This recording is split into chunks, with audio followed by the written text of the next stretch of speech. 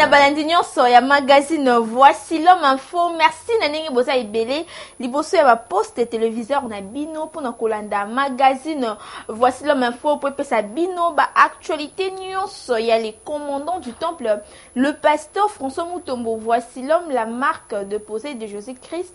Pena oyo etali aseka kalembele memobimba. Ngai Jolina Ngalula, la femme de média nazalaka toujours nesengo. Peu plaisir ya koponante yango pona bino.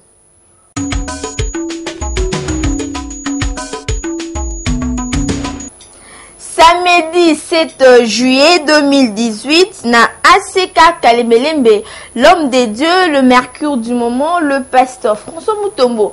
Voici l'homme, l'ambassadeur de la parole de Dieu à Salakibongo. Service il y a 2 semaines, il y a bonne santé, Mathéa. Prière, paix, délivrance, c'est ça qui au rendez-vous. Femme noire, à ces livres commentaires.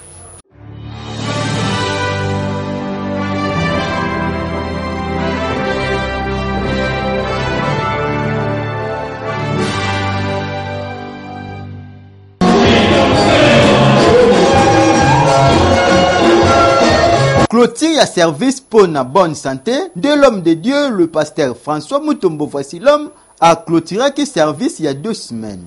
Mokolo ya samedi 7 juillet 2018, bipa iwapi ava ya kobanda nyonso alobela kibana na nzambe maloba kitoko. Je préfère, je crois que c'est la même chose, je préfère que tu prospères à tous égards. Prospérer veut dire je préfère que tu ailles loin en toutes choses. Je crois que c'est ça. Tous égards veut dire tu prospères veut dire aller loin. À tous égards veut dire en toutes choses. Je préfère que tu ailles loin en toutes choses. Quand on dit je souhaite, je préfère, en d'autres termes, c'est une façon de mettre un vœu. Mettre un vœu, c'est-à-dire manifester la volonté que l'on a pour la chose. Donc, pour ça, il y a la volonté. Ici, Dieu exprime sa volonté. La volonté de Dieu pour ses enfants. Quand on dit bien aimé dans le Seigneur, c'est-à-dire, moi, dans la toi, ça tiki.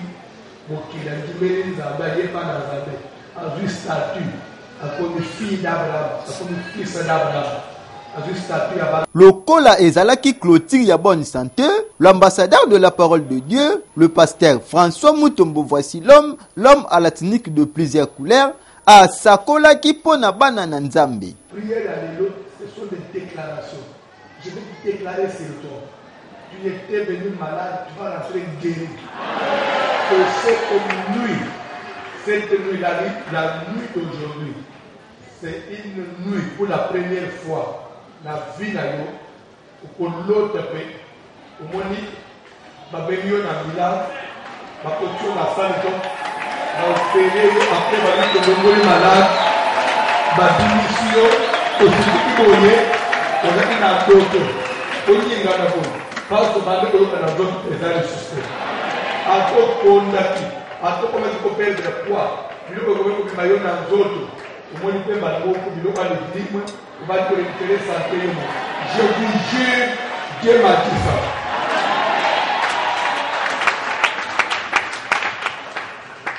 Quelqu'un avec qui c'est déjà un malade. Et Soukaki Wanate, le commandant du temple, le pasteur François Mutombo. Voici l'homme a tindaki requête de prière ya makasi. Santé la yo, c'est le patrimoine mêlé de ce que yo bâti. Première marchandise, premier capital à commerce, bonne santé. Celui qui a bonne santé peut aller partout. Atteindre la zamba pour le Congo. Après que dans les bombes, mes filles, apporter la bombe à ce que il faut y a démarrage. La bonne santé, première fois à commerce. Bonne santé. On va à l'église, au télé des églises, il faut de la bonne santé. Donc, dans le médical, la bonne santé. Qui a touché à ta santé? Aucune université, autant aussi de cette classe, tu as besoin d'être en bonne santé. Aucune mission de service, tu as besoin d'être en bonne santé. Les prières aux autres, ça moto, il y a jugement, et que n'est pas une moutou. oyo esimbi nzoto mikuwa na ngai asalesika aksida avuki ngai genu yamba moto. atindaki mpe deuxième requête de prière mpo na kotelemela bamaladi nyonso ya mabe. Bakosi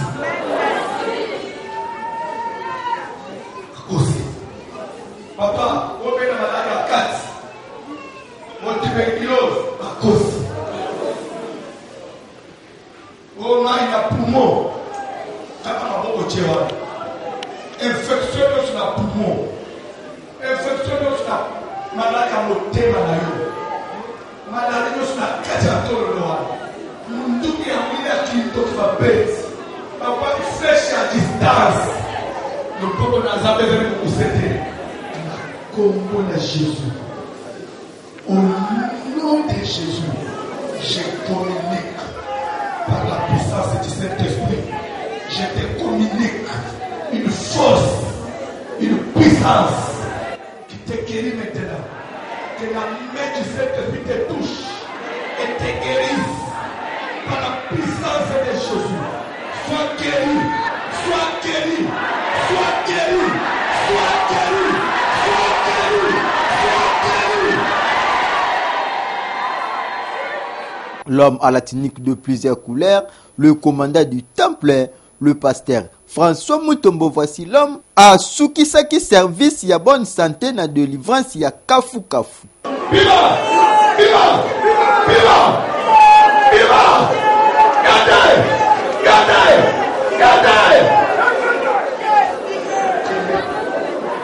Kende! Kende! Kende!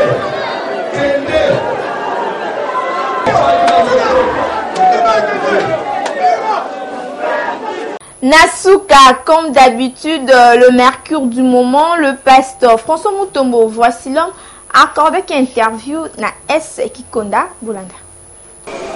Olandi Matéa, 3e épître de Jean, verset 2, je souhaite que tu sois, tu prospères à tous égards et sois en bonne santé. De l'autre côté, la bonne santé. Peut-être que comme Satan a fait réfléchir les Zambé, que mon tour on y m'a perdre nyos, mais à la bonne santé. C'est que la santé, ça la valeur, on est quand même avion. Les deux jours là, on proclame bonne santé et il y a eu beaucoup de témoignages. Tous les jobs, tous les jobs, tous les samana onyim, tous les séva en Zambé de temps en temps. J'ai proclamé l'élévation, le progrès, l'avancement, la réussite et la bonne santé aujourd'hui pour tous les enfants de Dieu. Biloko aboyi kobanda osaleme belé na belembele. Biloko abonne santé vous.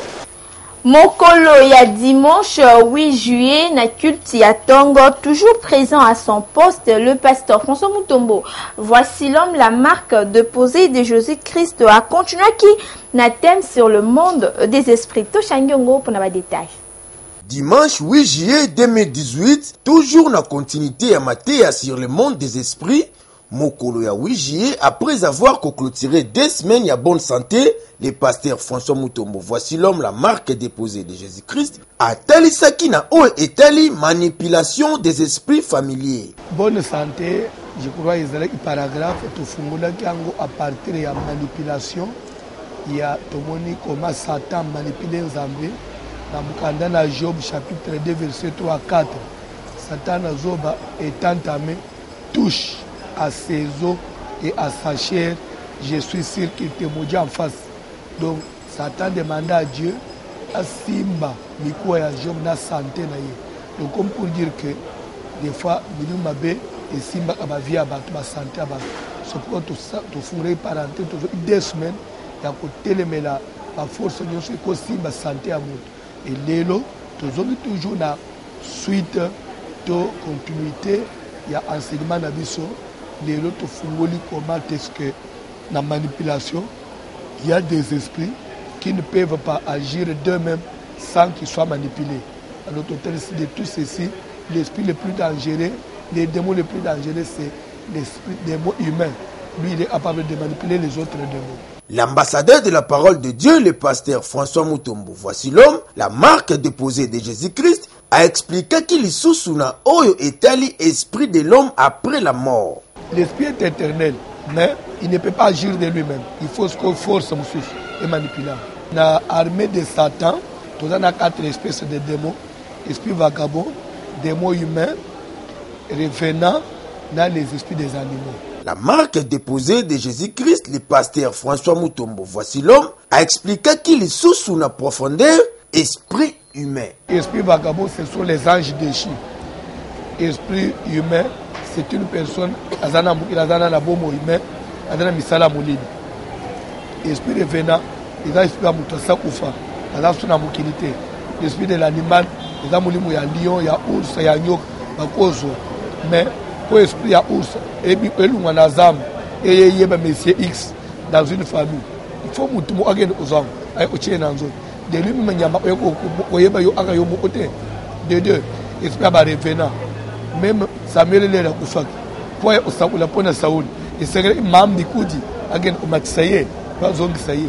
Mais de lui-même il ne pouvait plus agir. Esprit de l'air aussi. Ba démon zamba tsolo ina ba. Pour ba c'est de la cave. Et c'est que zamba orienté ba. De même ba kende ité. C'est que les autres espèces ils doivent être manipulés. Tandis que l'esprit humain, lui, c'est une personne qui a la volonté, il a la jalousie, il peut en vouloir à quelqu'un. Alors quand il en veut à quelqu'un, il peut maintenant, soit lui-même se dresser contre la personne, ou soit demander des renforts à l'esprit pour obtenir l'amour. Bosimba Peboeba était, thème y a le monde des esprits et Zako Kobana Aseka Kalembelembe. 3e dimanche, il y a culte d'adoration, louange et combat. Ezako sala, ben part makasi na ACK Kalembelembe kasi pona mokolo. Il y a dimanche 8 juillet 2018, Bolanda, ndenge kaki à travers commentaire, il y a Flamand Noir. Dans le moment, il y a ma prière, il y a dimanche à Pau. Ce que nous avons salé les autres, tout bel et il y a tout bel et l'autre.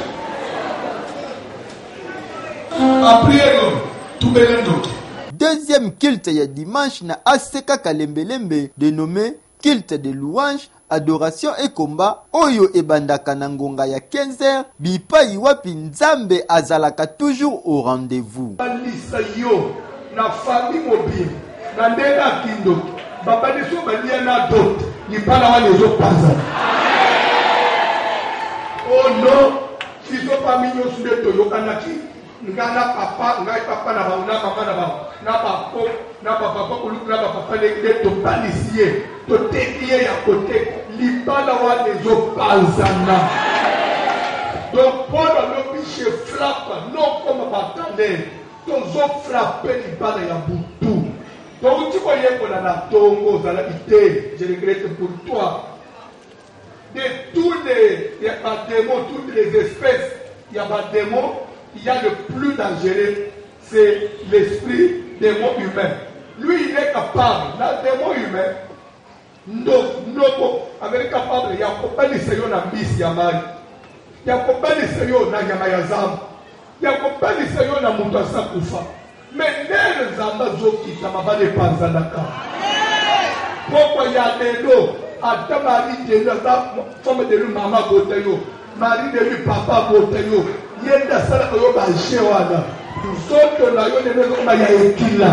Pona kosala ouverture ya débit ya prière de l'ambassadeur de la parole de Dieu, le commandant du temple, l'homme à la tunique de plusieurs couleurs, le pasteur François Mutombo, voici l'homme, a tindaki requête de prière.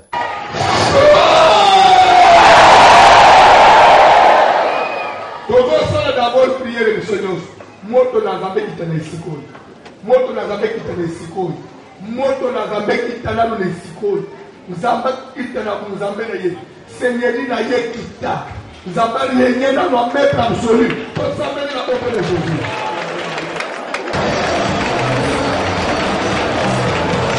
Deuxième requête de prière et Pesamaki na l'homme de Dieu, le commandant du temple, pasteur François Mutombo, voici l'homme, pour na ko attaquer nyoso ya mabe ya ba famille na biso. Oyo etungisaka bomoi na biso. Tozo attaquer mutu ya mai na makila.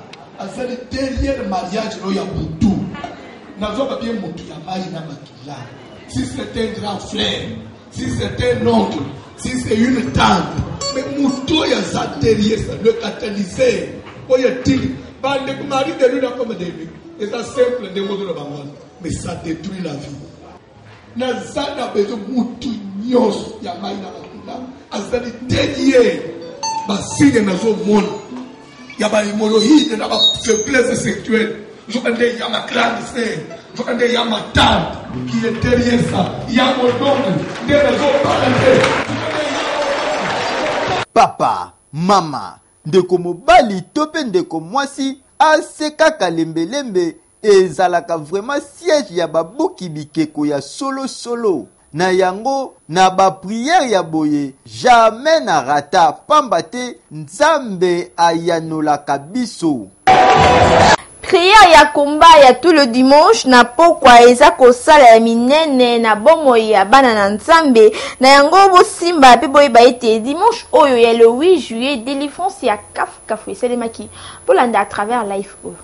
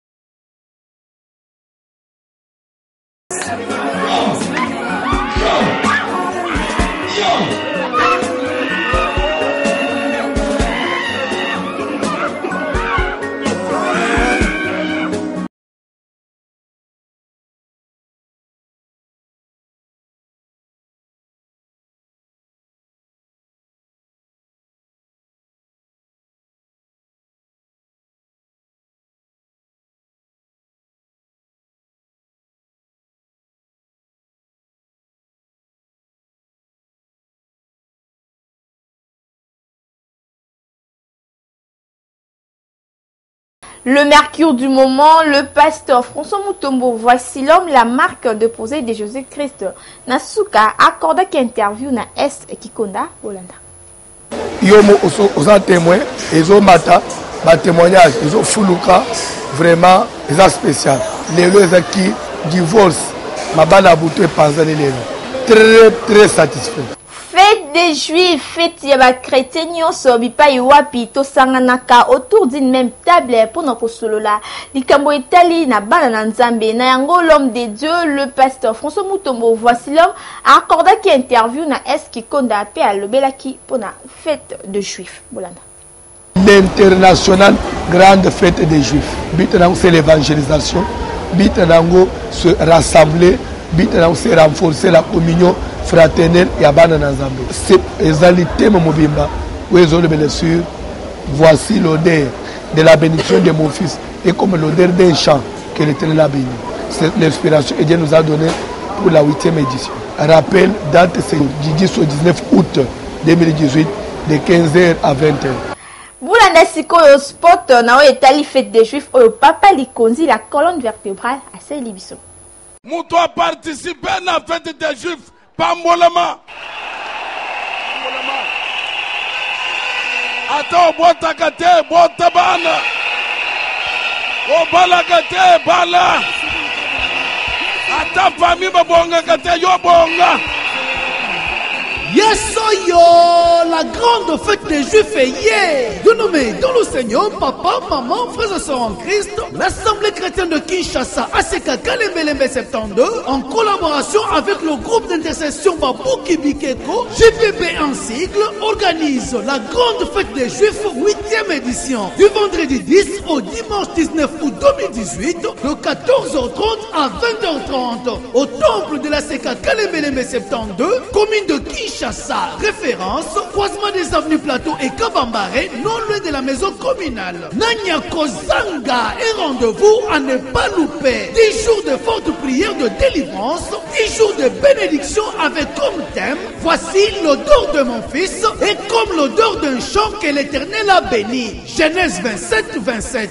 10 jours de changement, 10 jours de restauration avec les orateurs habituels. Kinshasa et Koningana. Ah oui, soki nzambe asapamboli nanya koboya oyo nzambe aloba pona yo il faut ekokisama kobanda vendredi 10 kino dimanche 19 août 2018 na ngonga 14h30 et 20h30 na ACK Kalembelembe 72 commune de Kinshasa. Référence croisement Plateau Kabambare mosika te na maison communale ndeko molinga mikangama na nzambe oyo akosaka te. La grande fête des Juifs est yambala oyo nzambe akosala oyo nano esalema te boyei malama. Fête des Juifs. Fête des Juifs, c'est la délivrance, c'est la guérison. Fête des Juifs, c'est la bénédiction.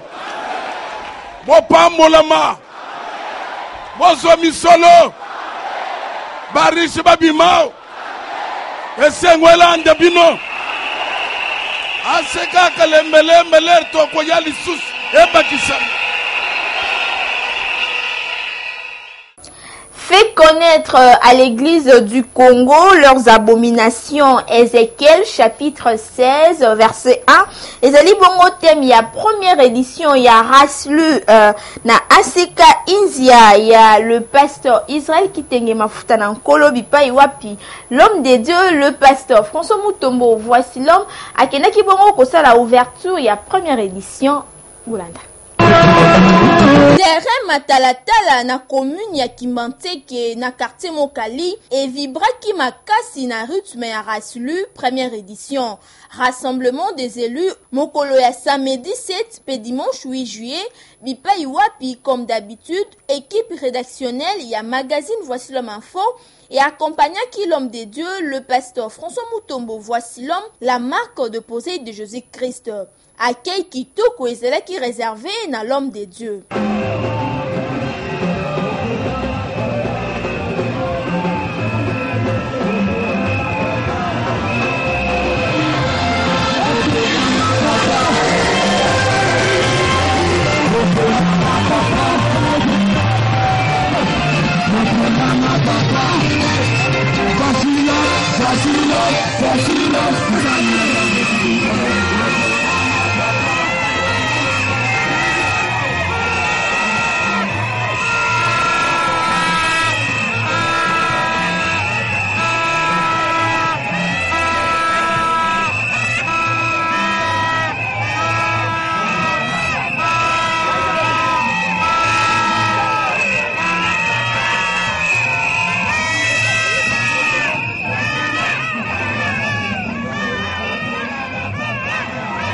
Na 2 journées, il y a Raslu, message, il y a le commandant du temple, le pasteur François Mutombo. Voici l'homme, l'ambassadeur de la parole de Dieu, et Zala qui a bénédiction. Le supérieur qui bénit l'inférieur.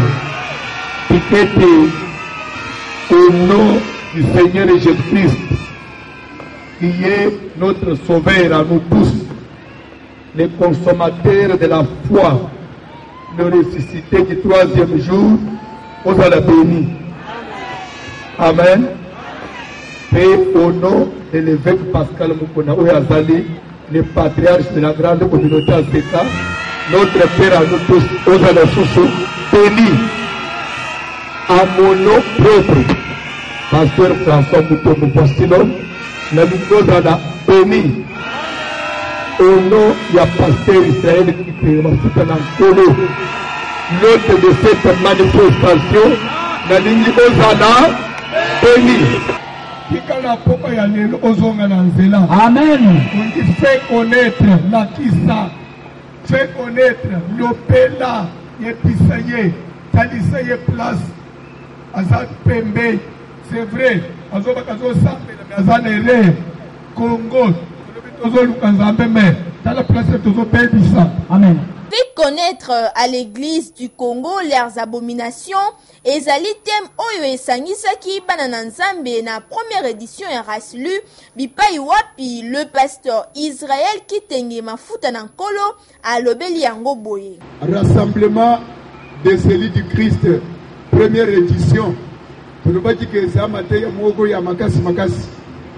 Ya soki oza mutu ya estomac okusupporter yango te. Alors, il y a un rassemblement des élus. À moins que vous ayez un élu. Parce que ça nous retire un spécial pour nous faire un ce que vous avez ramassé, vous supportez le côté. Ça ne va pas mouler na pouvoir. Quand le soit pas mouler, bande konjima kali pamboli.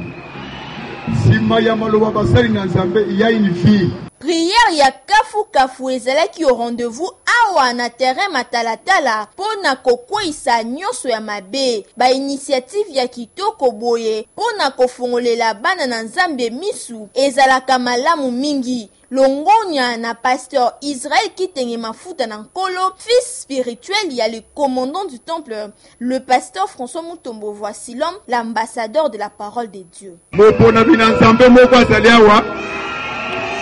allez répondre bien. Est-ce que Joseph a famille Mogwa Zaliawa? Esther a famille Mogwa Zaliawa? FVH Echo, voici l'homme hôpital, il y a le commandant du temple, le pasteur François Mutombo. Voici l'homme, l'ambassadeur de la parole de Dieu, Mokolo, il y a samedi 7 juillet 2017, ce qui bongo badon, il y a bilo qu'on a ndenge, boulanda à travers Life O.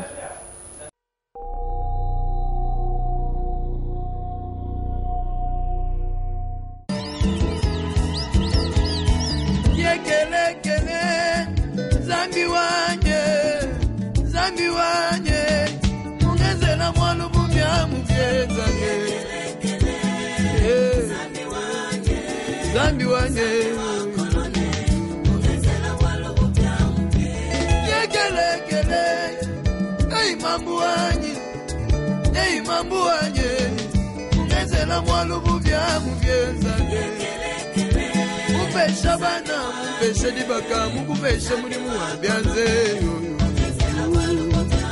Ale bina, mimi Mutombo bina.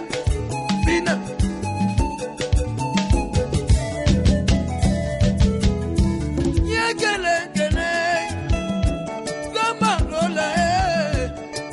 lola, asale lingali kamwasika. Mopangu sifizo lina miso nangaye. Apesi libala, apesi mbongo, apesi promotion papa oyo Zambalola asaleli yo nikamwasika Zambalole oyo ale bina Michelo Sango bina Dinela Yesu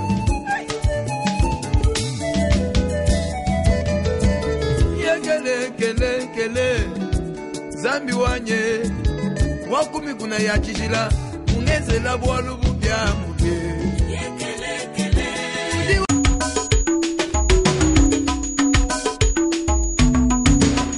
Matthieu chapitre 16, verset 13 à 15, pour comprendre que tokumi na rubrique oh vous la mingi na banda ko VH opinion bipa iwa plutôt tout na kana population nani ne voici l'ompamba te moto nyonso alingaka yeba nini balobaka pona ye biso pi awa na magazine voici l'homme info to tuni na population nani ne voici l'homme Boulanda.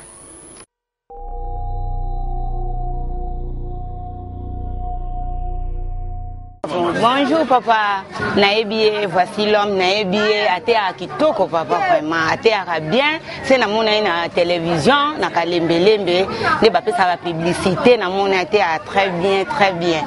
Bon, na conseil na opesa e aza musali nzambe solo vraiment, asepelisa nga na mate na e ate a très bien. Ah mima musala ni malamu ata la gauche à droite te, atambola pena na bonzambe o nzambe wa pona ye, na ye ndenge a respecta papa na ye mukuna. Ndenge abuta papa na ye mukuna, atambola na kubanga nzambe, asala musala ndenge sengeli na bolingwa nzambe vraiment. Elonga na sepelaka na ye, ezaka elobeli na ye. Ndenga lobaka bino bano oyo boza kosakana na makambo ya nzambe lolenga naza koyebisa bino esike na lobi mabe mpe na sepelaka fa ndenga lobaka bongo.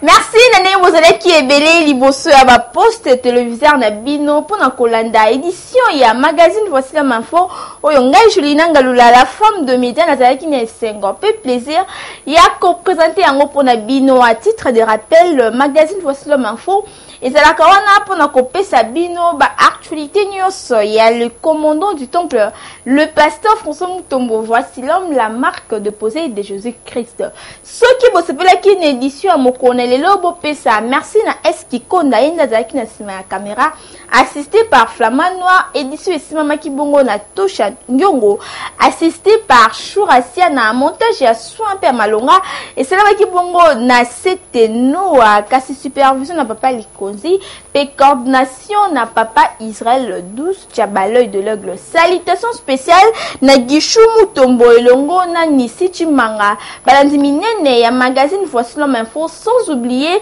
na Mama Mimi Mutombo, la première dame de l'ACK Kalemelembe, maman sociale, et le monde à Dieu merci Tiaba. On a vu de côté de Balasima, la même plaisir, même chaîne, Boutika Malam, Nsambi Alola, Azanabino.